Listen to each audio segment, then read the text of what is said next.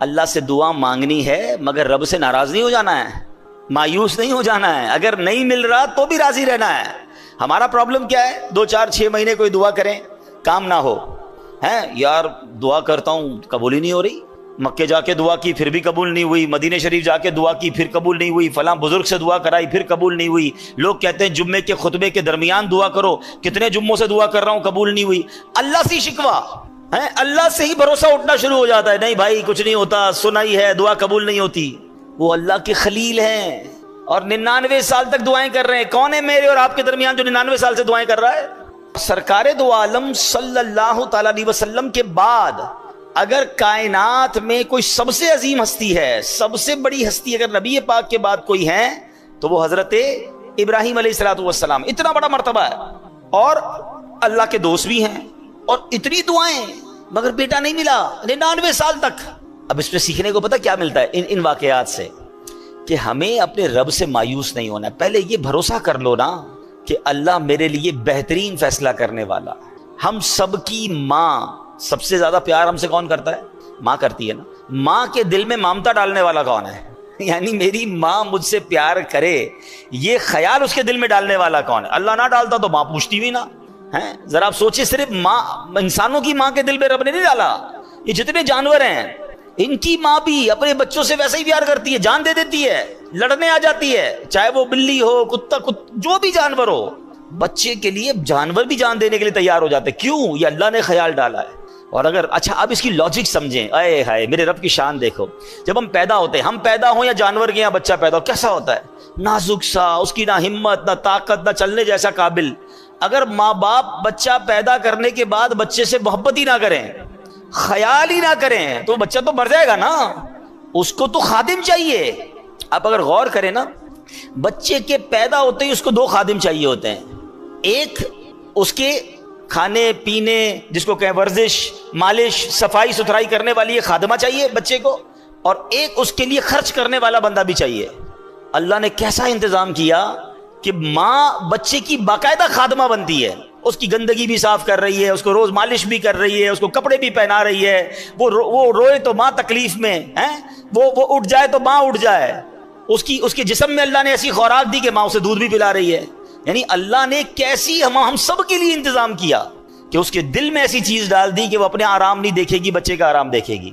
اچھا ماں سب کچھ کرے، پیسے ہی نہ ہو ماں کے پاس تو بچے کو کپڑے کہاں سے پلائے گی، دوائیں کہاں سے دے گی؟ اب باپ کے دل میں رحم ڈالا کہ باپ اپنی جیب سے اپنی خواہشات کو مارتا ہے، اپنے بچے کی خواہشات پوری کرتا ہے۔ کیا شاندار انتظام میرے رب نے ہم سب کی پرورش کے لیے کیا۔ مگر اس سارے انتظام کو کرنے والا ہے کون؟ اللہ ہے نا۔ وہ کتنا پیار کرتا ہے ہم سے۔ پہلے یہ اطمینان کر لو کہ میری ماں سے کئی گنا زیادہ پیار میرا رب مجھ سے کرتا ہے، ٹھیک ہے؟ تو جب رب مجھ سے اتنا پیار کرتا ہے اور وہ نہیں دے رہا ہے، میں مانگ رہا ہوں پھر بھی نہیں دے رہا ہے، میں رو رہا ہوں پھر بھی نہیں مل رہا ہے، تو پھر یقین کر لو نا یہی میرے لیے بہتر ہوگا، یہی میرے لیے اچھا ہوگا۔ میں نے کئی بار اپنے بیانات میں ایک ایگزامپل دی ہے سمجھانے کے لیے، آج پھر دے دیتا ہوں، شاید کسی کا دل میں اطمینان آ جائے۔ کئی لوگ ہوتے ہیں بیچارے پریشان ہوتے ہیں اور کنفیوز بھی رہتے ہیں، یار دعائیں مانگتے ہیں پتہ نہیں کیوں مسئلہ حل نہیں ہو رہا۔ مثال دیتا ہوں، چلے ایک ایگزامپل۔ آج کل گرمی کے دن ہیں، سب کو جی چاہتا ہے آئس کریم کھانے کا، شربت پینے کا، کولڈ ڈرنک پینے کا، لیکن اگر آپ کے کوئی چھوٹا بچہ ہو، بھائی ہو، اس کا گلا خراب ہو جائے، فلو ہو جائے اسے، ٹھیک ہے، نزلہ بھی ہو جائے، بخار ہو جائے، اور اب وہ رو رہا ہے کہ ابو میں نے آئس کریم کھانی ہے یا ابو جی میں نے کولڈ ڈرنک پینی ہے، آپ کیا کریں گے؟ کھلائیں گے اسے؟ بتائیے نا، کولڈ ڈرنک پلائیں گے؟ اچھا وہ رو رہا ہے، نہیں میں نے پینی ہے، وہ بہت زور زور سے رو رہا ہے، آپ پلا دیں گے اسے؟ اچھا آپ کا کوئی دوست برابر میں آپ کے بیٹھا ہے، وہ کہے یار کیسے ظالم والد ہو یار، بچہ رو رہا ہے، پلا دو نا اسے آئس کریم، دے دو آئس کریم، کھلا دو یا کولڈ ڈرنک پلا دو۔ آپ ایک جواب دیں گے، میں والد ہوں، مجھے پتا ہے میرے بچے کو کب کیا دینا ہے، ابھی دوں گا بیمار ہو جائے گا، ابھی دوں گا اس کا گلا اور خراب ہو جائے گا، اس کو رونے دو، اس کو نہ دینا اس کے لیے اچھا ہے۔ ایسا ہی ہے نا؟ اب ذرا دل کے کانوں سے میرا جملہ سننا، آپ والد ہیں، آپ کو پتا ہے بچے کو کب کیا دینا ہے، میرے خالق کو نہیں پتا مجھے کب کیا دینا ہے؟ بات اگر یہ سمجھ آ گئی نا جس دن کہ میں رو رہا ہوں وہ نہیں دے رہا، میں تڑپ رہا ہوں وہ نہیں دے رہا، میں گڑ گڑا رہا ہوں وہ نہیں دے رہا، اب بندہ سمجھ جائے یہی میرے لیے بہتر ہے، میرا رب بہترین فیصلہ کرنے والا ہے، میری ماں سے زیادہ جب چاہنے والا ہے تو ڈیسیژن بھی بہترین ہوگا نا۔ اور ایسا لکھا کتابوں میں، روایتوں میں یہ مضمون ہے، کسی کا غریب رہنا اس کے لیے اچھا ہے، اور کسی کا امیر بننا اس کے ایمان کے لیے اچھا ہے، کیونکہ اگر اس کو غریب کو امیر بنا دیا جاتا تو وہ پیسے کے اندر ایسا گم ہو جاتا کہ آگے جا کے اس کا ایمان بھی برباد ہو جانا تھا۔ تو رب جانتا ہے کہ اس کا غریب رہنا بہتر ہے، کسی کو امیر بنایا، اس کے لیے دنیا اور آخرت کے امیر رہنا اچھا تھا، غربت ہوتی تو کہیں یہ کفر کر لیتا۔ تو ہمیں نہیں پتا ہوتا، یہ اللہ کی تقسیم ہے، کوئی صحت مند رہتا ہے، کوئی بیمار رہتا ہے، کوئی خوش رہتا ہے، کوئی پریشان رہتا ہے، ارے یہ رب کے فیصلے ہیں، وہ ہم سے بہتر جاننے والا ہے۔ اور بعض اوقات جب نہیں ملتا نا اور اس کے کچھ عرصے بعد ملتا ہے تو عقل حیران ہو جاتی ہے کہ واقعی کمال فیصلہ تھا، یہی میرے لیے بہتر تھا۔ بے اولاد روتے ہیں اولاد نہیں مل رہی ہیں، در در جاتے ہیں دعائیں کرتے نہیں ملتی اولاد، کیا پتہ ایسی اولاد لکھی ہو اس کے نصیب میں کہ جو بڑے ہو کر ماں باپ کو مار کے گھر سے ہی نکالنا تھا۔ ہم نہیں سنتے بعض اوقات ماں باپ کہتے تو پیدا ہی نہ ہوتا تو اچھا تھا، اتنا بچہ تنگ کرتا ہے۔ تو یہ اللہ کے فیصلے ہیں۔ تو سبحان اللہ، حضرت ابراہیم 99 سال تک دعا کرتے رہے۔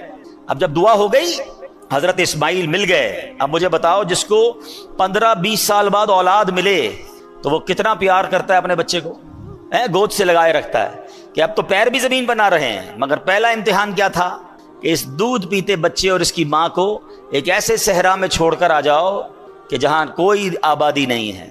آپ امیجن کر سکتے ہیں کہ آپ اپنی زوجہ اور اپنے بچے کو کسی میدان میں ریگستان میں چھوڑ کر آ جائیں، اور وہ بھی وہ بچہ جو اتنی دعاؤں کے بعد ملا ہو، مگر اللہ کا حکم تھا آپ چھوڑ کر آ گئے۔ وہ واقعہ طویل ہے، پھر کسی دن اس کو ڈسکس کریں گے۔ آپ نے سنا ہوگا کہ کس طرح بی بی ہاجرہ جو ہے صفا مروہ کے درمیان دوڑی، کس طرح حضرت اسماعیل کے قدموں سے زمزم جاری ہوا، اور پھر کس طرح مکہ آباد ہوا۔ سبحان اللہ، مگر پہلے قربانی تو سوچو کیسی تھی کہ ماں ہے، بچہ ہے، تھوڑا سا پانی اور کھانا ہے اور وہ ختم ہو گیا، اور اب کچھ نہیں ہے مگر اللہ پر بھروسہ ہے۔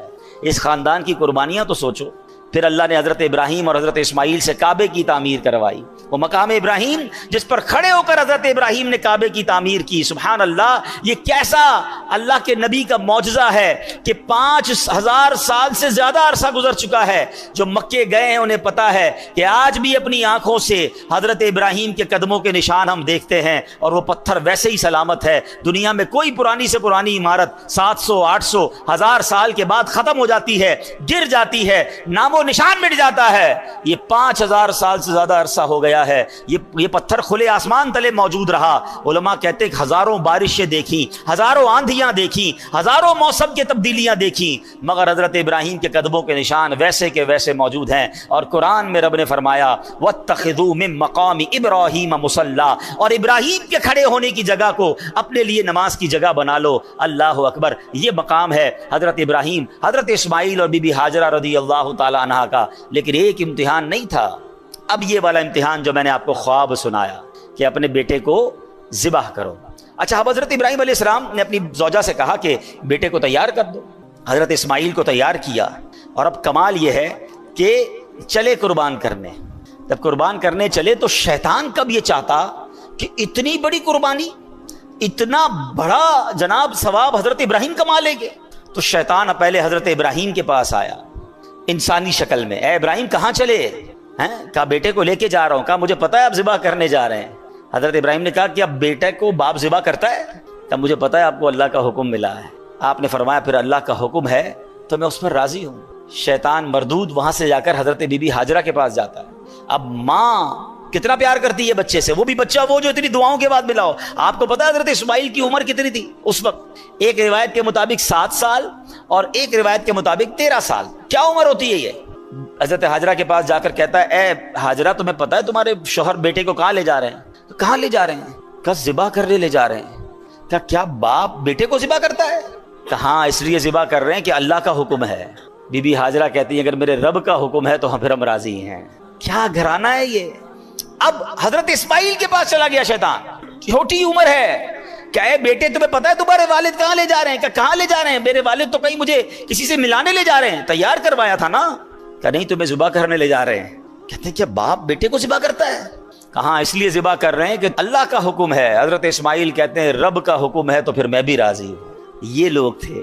ہاں، اب کمال یہ ہے کہ اب حضرت ابراہیم علیہ السلام کو جب وہ سامنے آیا نا شیطان، تو فرشتوں نے کہا اس کو کنکر مارے ہیں۔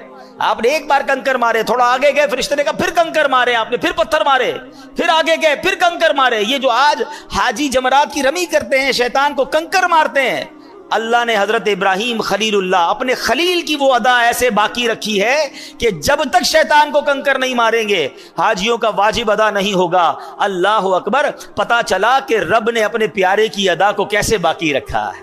اچھا اب جناب کیا ہوا؟ حضرت ابراہیم علیہ السلام نے تو ایک اور کمال یہ کیا کہ اپنے بیٹے سے پھر مشورہ بھی کر لیا. اور یہ جو کانورزیشن ہے, یہ جو بات چیت ہے باپ بیٹے میں, اللہ نے اس کو قرآن میں ذکر کیا ہے. حضرت ابراہیم علیہ السلام اپنے بیٹے سے پوچھتے ہیں, یا بنیا انی ارا فی المنام انی اذبحک فانظر ماذا تری. وہ کہتے ہیں کہ اے میرے بیٹے, میں نے خواب دیکھا کہ میں تجھے ذبح کرتا ہوں, اب تو دیکھ تیری کیا رائے ہے. بیٹا تو بتا تیری کیا رائے ہے. پوچھ لیا آپ نے ڈائریکٹ. اب حضرت اسماعیل کا ذرا جواب سنیں, کیسا بیٹا ہے, یہ کیسی تربیت ہے. حضرت اسماعیل کہتے ہیں, یا ابت افعل ما تؤمر, اے میرے والد کیجئے جس کا آپ کو حکم ہے. خدا نے چاہا تو قریب ہے آپ مجھے صابر یعنی صبر کرنے والا پائیں گے. اللہ اکبر. اب حضرت اسماعیل نے بڑی انوکھی بات کی حضرت ابراہیم سے. کہتے ہیں بابا جان ایک کام کیجئے گا, ذرا چھری کو تیز کر دیجئے گا تاکہ مجھے ذبح ہوتے ہوئے تکلیف کم ہو. مجھے اچھی طرح رسیوں سے باندھ دیجئے گا تاکہ میں زیادہ ہلوں تو میرے خون کے چھینٹے کہیں آپ کے کپڑوں پر نہ پڑ جائیں. اے بابا جان مجھے سیدھا نہیں, مجھے الٹا چہرے کے بر لٹا دیجئے گا, پیشانی کے بل لٹائیے گا کیونکہ میرا چہرہ آپ کو دیکھنا نہ پڑے. اور جب مجھے ذبح کر لیں تو میرا یہ جو لباس ہے نا, یہ میری ماں بی بی ہاجرہ کو دے دیجئے گا تاکہ ان کو کچھ تسلی ہو جائے. آپ سوچ سکتے ہیں یہ باپ بیٹے کی کانورسیشن, یہ کیسی قربانی تھی. اور ایسے ہی ہوا, حضرت ابراہیم علیہ السلام نے اپنے بیٹے کو رسیوں سے باندھ دیا, چھری کو تیز بھی کر لیا, پیشانی کے بل بھی لٹا دیا. اور سبحان اللہ, آپ کے لیے جو حکم تھا, آپ کا جو کام تھا, جو بندگی تھی, آپ نے کر دی. وہ تو کر چکے جو کرنی بشر کی ہے, آپ نے چھری کو پھرا دیا. مگر سبحان اللہ, میرا رب چاہے تو چھری بھی کام نہ کرے نا, چھری نے کاٹا نہیں. یہاں یہ بات بھی سمجھنی ہے. حضرت ابراہیمی کے دو واقعات ہیں جو پھر ہمیں توکل سکھاتے ہیں. آپ وہ واقعہ پھر کبھی ڈسکس کریں گے, لیکن ماشاءاللہ آپ نے سنا ہوگا کہ حضرت ابراہیم علیہ السلام کو نمرود نے ایک آگ لگائی تھی جس میں ڈالا گیا تھا. آگ کا کام کیا ہے بتاؤ نا, جلانا ہے نا. آگ نے جلایا نہیں نا. کیا ہوا, اتنی بڑی آگ تھی, آپ کو تھرو کر دیا گیا آگ میں. اور 1-2 منٹ نہیں, آپ ایک روایت کے مطابق 7 دن اور ایک روایت کے مطابق 40 دن اس آگ میں رہے, مگر آپ کا بال بھی بیکا نہیں ہوا. تو پتہ کیا چلا کہ آگ کا کام جلانا ہے, مگر رب چاہے تو آگ نہیں جلائے گی. چھری کا کام کاٹنا ہے, مگر میرا رب چاہے تو پھرا دے کوئی چھری, مگر چھری نے کاٹنا نہیں ہے. تو پتہ یہ چلا کہ اگر آج بھی, اب یہ ہمارے لیے پھر پیغام ہے, ہم بہت ساری چیزیں کیلکولیٹر سے چل رہے ہوتے ہیں, بہت ساری چیزیں کیلکولیشن سے چل رہے ہوتے ہیں کہ یار یہ ہوگا تو پھر یہ ہو جائے گا, یوں کروں گا تو یہ ہو جائے گا, اتنی بڑی مشکل میں ہوں, یار کیلکولیشن بتاتی ہے یہ مشکل نہیں ختم ہوگی, میں یہ قرضے سے نہیں نکل سکوں گا, میں اس پرابلم سے نہیں نکل سکوں گا, ڈاکٹر کہتے ہیں بیماری ایسی ہے کہ بندہ نہیں بچے گا. ہم مایوس ہو جاتے ہیں, ہم اللہ کی رحمت سے مایوس ہو جاتے ہیں. ارے میری ایک بات تو سمجھ لو, مشکل کتنی ہی بڑی کیوں نہ ہو, میرے اور آپ کے لیے بڑی ہے, میرے رب کے لیے بڑی نہیں ہے. ان اللہ علی کل شیء قدیر. وہ چاہے تو آگ کو باغ بنا سکتا ہے, وہ چاہے تو چھری گلے پہ پھرا دی جائے, کاٹتی نہیں ہے. ارے میرا رب چاہے تو اندھیرے کنویں سے نکال کر حضرت یوسف کو مصر کا بادشاہ بنا سکتا ہے. ختم ہو گئی تھی نا لائف, بھائیوں نے باندھ کر کنویں میں ڈال دیا تھا, اب اور کیا بچتا ہے. مگر اللہ نے صرف کنویں سے نہیں نکالا, مصر کا بادشاہ بنایا. حضرت میرا رب چاہے دریائے نیل حضرت موسیٰ اور ان کے ساتھیوں کے لیے راستے نکالتا ہے, اور اسی دریائے نیل میں پیچھے آنے والے فرعونیوں کو غرق بھی کر دیتا. تو اللہ پر بھروسہ رکھو نا.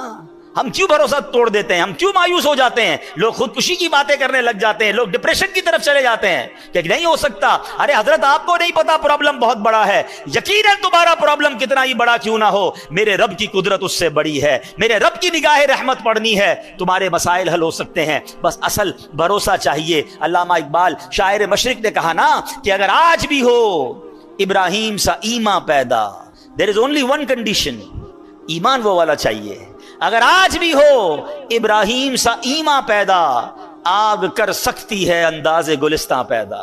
اب کیا ہوا, چھری پھرا دی, چھری نے کاٹا نہیں, اور اب اللہ نے حکم دیا حضرت جبریل امین کو, اے جبریل جاؤ اور جنتی مینڈھا لے کر جاؤ. اور حضرت جبریل جنت سے مینڈھا لے کر آئے, اور جب لے کر آئے نا تو حضرت جبرائیل کی آواز کیا تھی؟ اللہ اکبر اللہ اکبر۔ حضرت ابراہیم اپنے بیٹے کے اوپر جھکے ہوئے ہیں، چھری ہاتھ میں ہے، آسمان کی طرف نظر کی تو دیکھا کہ جبریل آسمان سے آ رہے ہیں۔ آپ سمجھ گئے کہ میرے امتحان کا وقت ختم ہو گیا۔ آپ نے کیا کہا؟ لا الہ الا اللہ واللہ اکبر۔ حضرت اسماعیل جو نیچے لیٹے ہوئے تھے وہ بھی سمجھ گئے، جب تکبیر کی آوازیں سنی تو سمجھ گئے کہ امتحان پورا ہو گیا۔ کہتے ہیں اللہ اکبر وللہ الحمد۔ یہ جو عید کے دن تسبیح پڑھتے ہیں نا، اس کا ذرا سینیریو سمجھیے، اس کا پس منظر اور بیک گراؤنڈ سمجھیے۔ یہ کتنی مبارک تسبیح ہے کہ اس کے شروع کے الفاظ حضرت جبریل کی زبان سے نکلے ہیں، اس کے درمیان کے الفاظ حضرت ابراہیم کی آواز میں نکلے ہیں، اور آخری الفاظ حضرت اسماعیل کی زبان سے نکلے ہیں۔ ہم تو تسبیح نارملی پڑھ لیتے ہیں، مگر اس سینیریو کو، اس